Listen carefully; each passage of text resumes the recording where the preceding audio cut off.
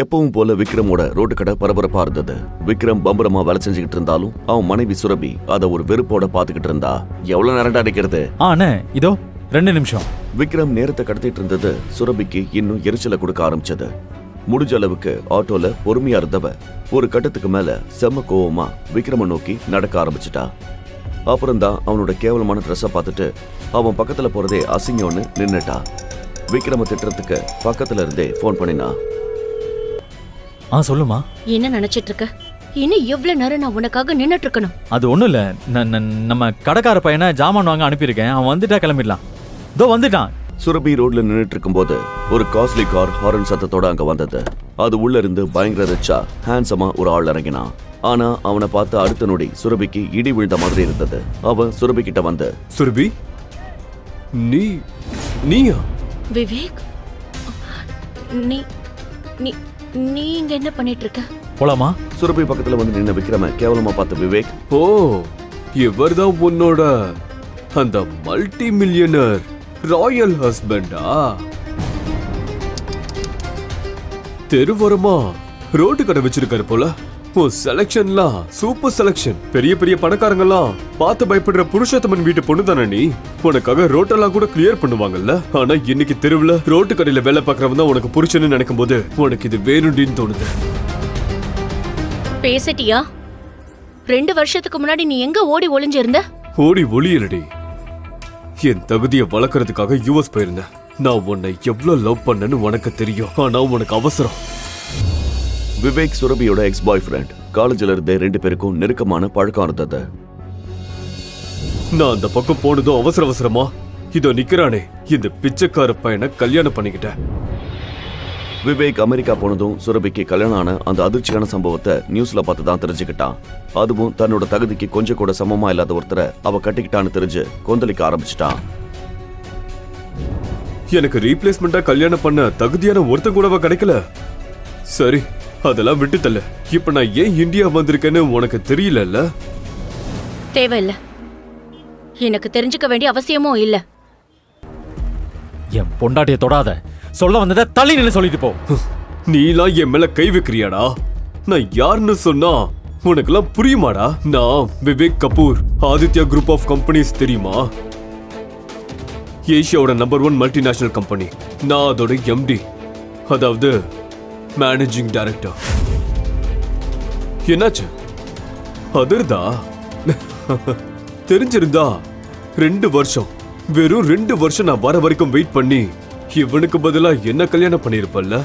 வாய்க்கு வந்தது உளராத விவேக். இந்த 2 வருஷத்துல என்ன பிரச்சனை நடந்துச்சுன்னு உனக்கு தெரியுமா? Who cares? எனக்கு அதெல்லாம் தெரியவே வேண்டாம். உன்ன மாதிரி திருட்டு கழுதியோட கண்ணீரை துடைக்கிறத என் மேல உன் தகுதிக்கு ஒரு பரதேசிக்கு பொண்டாட்டியானு இருந்திருக்க. நீயும் ஆயிட்ட.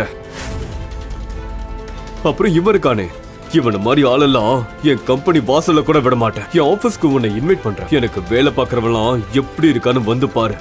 பியூனா இருக்க கூட தகுதி இல்லாத ஒருத்தனை தான் நம்ம புருஷனாக்கி இருக்கோன்னு என் ஆபீஸ்க்கு வந்து பார்த்து தெரிஞ்சுப்ப. விவேக் சொன்ன வார்த்தையெல்லாம் விக்ரமுக்கு நெருப்பள்ளி கொட்டின மாதிரி இருந்தது.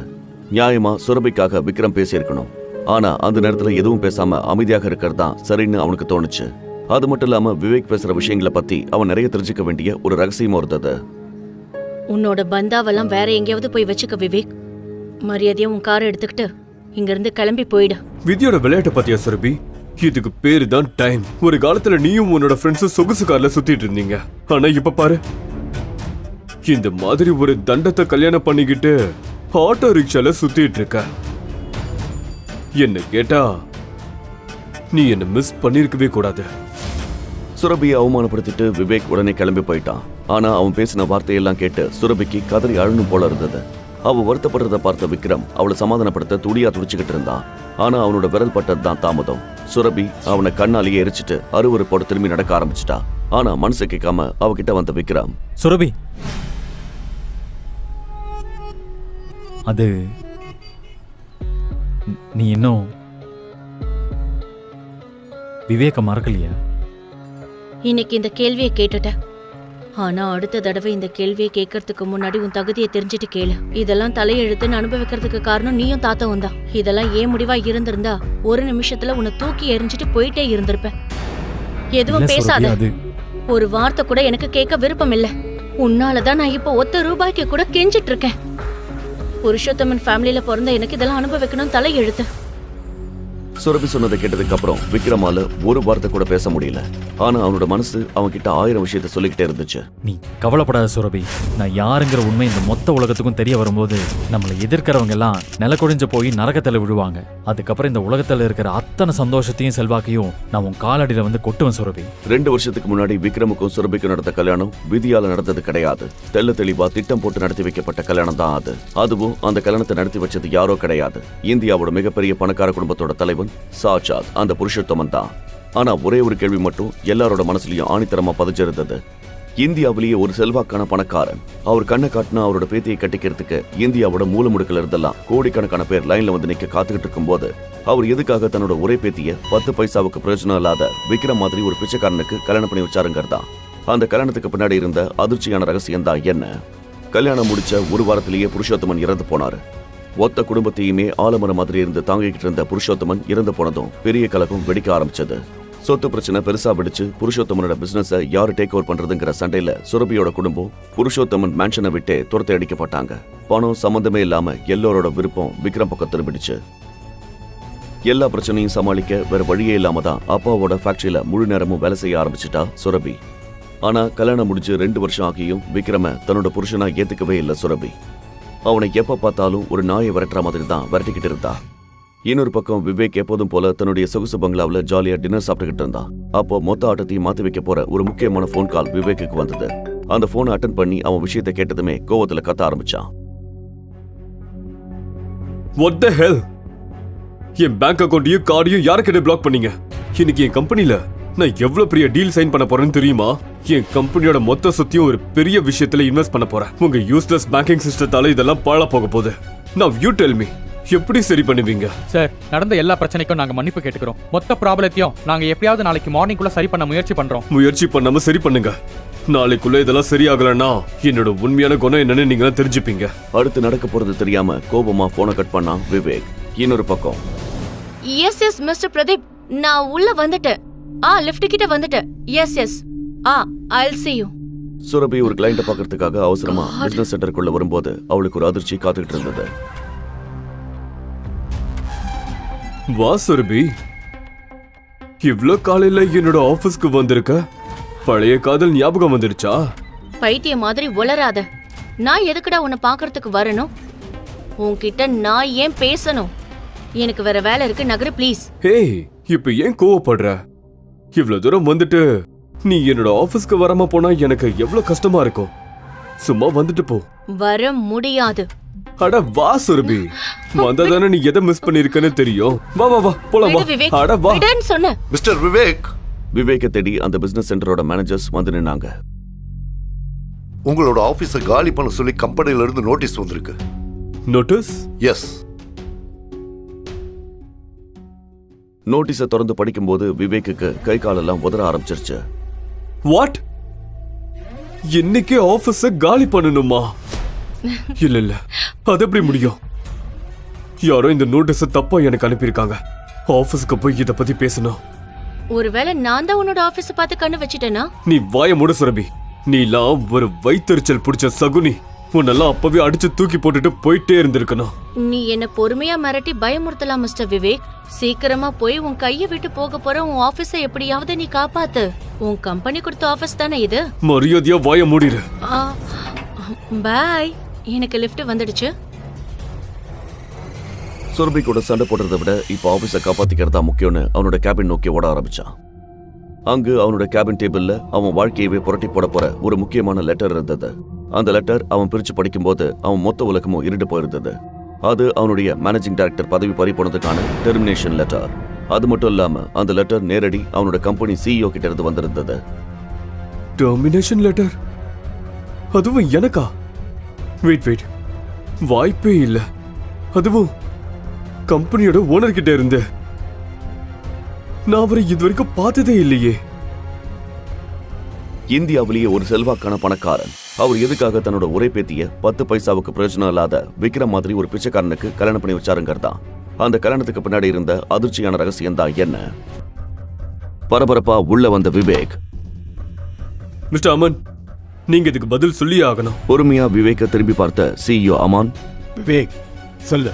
எனக்கு வந்து டெர்மினேஷன் லெட்டர் பத்தி தான் பேசணும். இது வரைக்கும் கண்ணால கூட பார்க்காத கம்பெனி சேர்மனை எப்படி இன்சல்ட் பண்ணிருக்க முடியும்?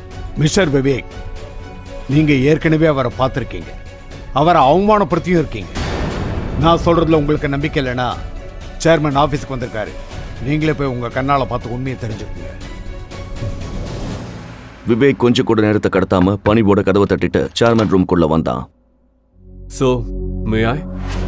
விவேக் பர்மிஷனுக்காக நின்னுட்டு இருக்கும்போது அந்த கம்பெனியோட சேர்மன் அவனை உள்ள வர சொல்லி ஒரு நாயை கூப்பிடுற மாதிரி கூப்பிட்டாரு. பயத்தோட பக்கத்துல போன விவேக், சார், என்னோட பேர் விவேக். உங்க கம்பெனில மேனேஜிங் டைரக்டரா இருக்கேன். இருக்கேன் இல்ல இருந்த அந்த சேர்ல இருந்தது விக்ரம்னு தெரிஞ்சதும் விவேக் குரலை வசத்தினான். டேய் நீயா? உனக்கு எவ்வளவு கொழுப்பு இருந்தா ஆபீஸ்ல வந்து சேர்மனோட சேர்ல உட்கார்ந்திருப்ப? பிச்சைக்கார பயலே. Security, security.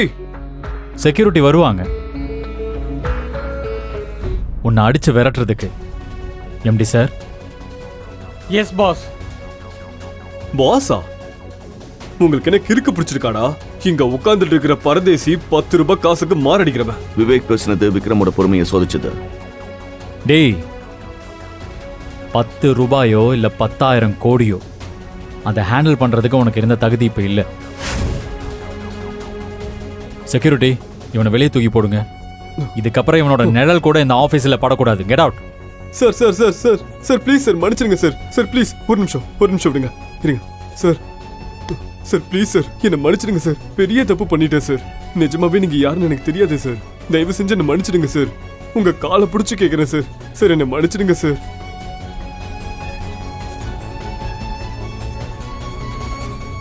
என்னை கேவலப்படுத்தினவனை கூட நான் மன்னிச்சு விட்டுருக்கேன். ஆனா என் பொண்டாட்டி இன்சல்ட் பண்ணவனை விட்டதே இல்லை. உன் தகுதிக்கு ஒரு பரதேசிக்கு பொண்டாட்டியானு இருந்திருக்கு, நீயும் ஆயிட்ட. நீ இப்ப என்ன பண்றன்னா, கிளம்பு. நேரா போய் என் வைஃபு கிட்ட அவங்க காலில் விழுந்து மன்னிப்பு கேட்கிறேன். சரி சார், நான் அப்படியே பண்ணிடுறேன். டேய் இரு. இதுக்கப்புறம் என் வைஃப் பக்கத்தில் உன்னை பார்த்தேன்னு வை, அதுக்கப்புறம் இந்த உலகத்தில் உன் மூஞ்ச எவனுமே பார்க்க முடியாத கண்டிஷனில் ஆக்கி வச்சிருவேன். புரியுதா?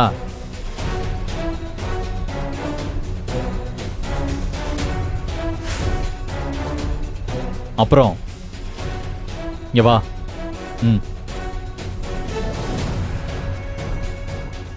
வேலை வேணுமா? அப்போ ஒன்று செய். இந்த ஆஃபீஸுக்கு வந்தா நான் சொல்றத மூடிட்டு கேட்கணும். என் பொண்டாட்டி பத்தின நினைப்பே உங்ககிட்ட இருக்கக்கூடாது. ஞாபகம் இருக்கட்டும். இந்த பவர்ஃபுல் விக்ரம் எதுக்காக தான் பொண்டாட்டிக்கிட்ட இருந்து தன்னோட அடையாளத்தை மறைக்கணும்? விவேக் மாதிரியே பல பேர் விக்ரம் முன்னாடி மண்டியிட்ட சரித்திரம் ஒன்று இருக்கு. ராஜேஷோட ஒன் சைடு லவ்வுக்கு யமதர்மன் மாதிரி விக்ரம் வந்த கதை ஒன்று இருக்கு. டெல்லியவே கட்டி ஆண்டுகிட்டு இருந்த பெரிய பிசினஸ்மேன் சந்திரகுப்தாவோட ஒரே மகன் தான் இந்த ராஜேஷ். பாலிவுட்ல இருந்து ஹாலிவுட் வரைக்கும் சந்திரகுப்தாவை தெரியாத ஆட்களே கிடையாது. அந்த அளவுக்கு பெரிய குடும்பத்தில இருந்து வாரிசா வந்தவன் தான் இந்த ராஜேஷ். பணக்கார அப்பனங்களுக்கு பிறந்த தருதலைங்களோட லிஸ்ட் எடுத்தா ராஜேஷுக்கு தான் முதலிடம். காலேஜுக்கு உள்ளேயும் வெளியும் ஏகப்பட்ட பிரச்சனை பண்ணிட்டு ஜெயிலுக்கும் போயிருக்கான்.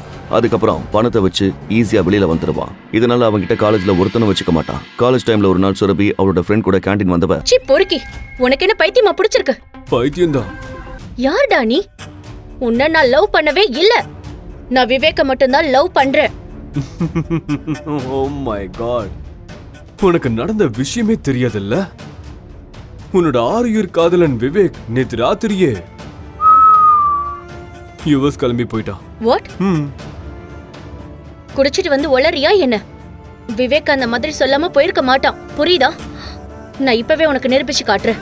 பரபரப்பா செல்போன் எடுத்து பார்த்த சுரபிக்கு அவ அனுப்பி வச்ச எந்த மெசேஜுக்கும் விவேக் ரிப்ளை பண்ணலன்னு தெரிஞ்சது. ராஜேஷ் சொன்ன மாதிரியே விவேக் அமெரிக்கா கிளம்பி போயிருந்தா. சுரபி அவனுக்கு ஃபோன் பண்ணி பார்த்தப்ப கூட அவனுக்கு ரீச் ஆகல.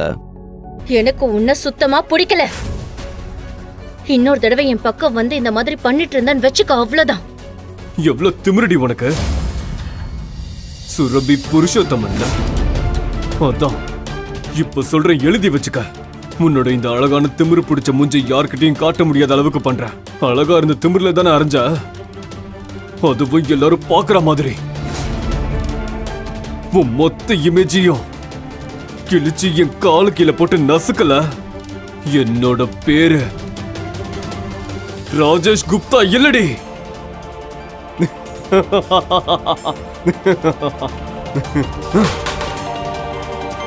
சுரபி முன்னாடி ஒரு ஆபத்தான சவாலை விட்டுட்டு அங்கிருந்த சேரை எட்டி உதச்சிட்டு கிளம்புனா ராஜேஷ். மொத்த கேண்டீனும் சைலண்டா இருக்கும்போது ராஜேஷ் மட்டும் சுரபிக்கு கண்ணாலேயே சத்தமா ஒரு எச்சரிக்கையை கொடுத்தான்.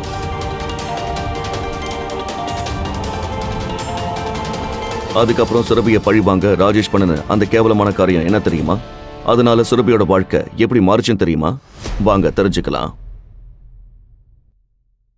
அந்த நடுராத்திரியில மொத்த ஊரும் தூங்கிட்டு இருக்கும் போது விவேக் மேல இருந்த காதல் சுரபிய தூங்க விடாம முழிக்க வச்சிருந்தது. அப்பதான் அவ வாழ்க்கையவே புரட்டி போட போற அந்த போன் கால் வந்தது.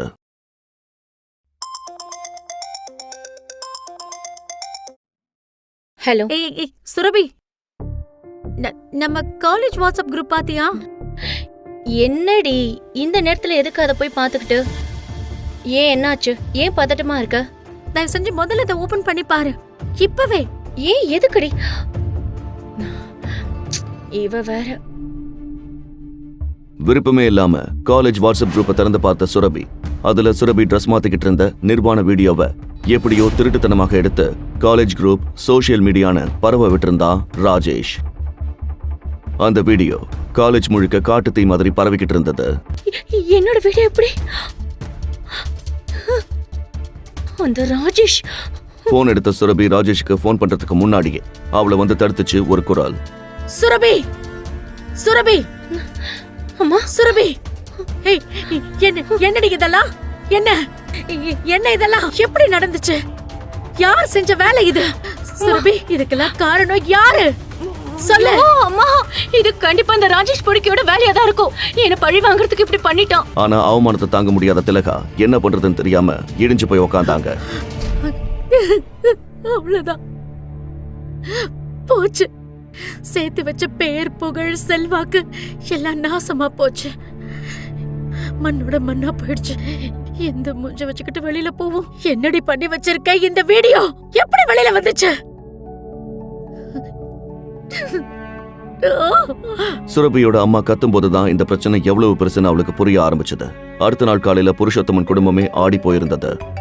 எத்தனை தடவைங்க சொல்றது, எங்களுக்கு இதை பத்தி தெரியாது. சர்மாஜி, நான் தான் சொல்றேனே, அது fake video, fake video. Mrs Varma, நான் சொல்றத கொஞ்சம் கேளுங்க. Hello hello Mrs Varma. சீ.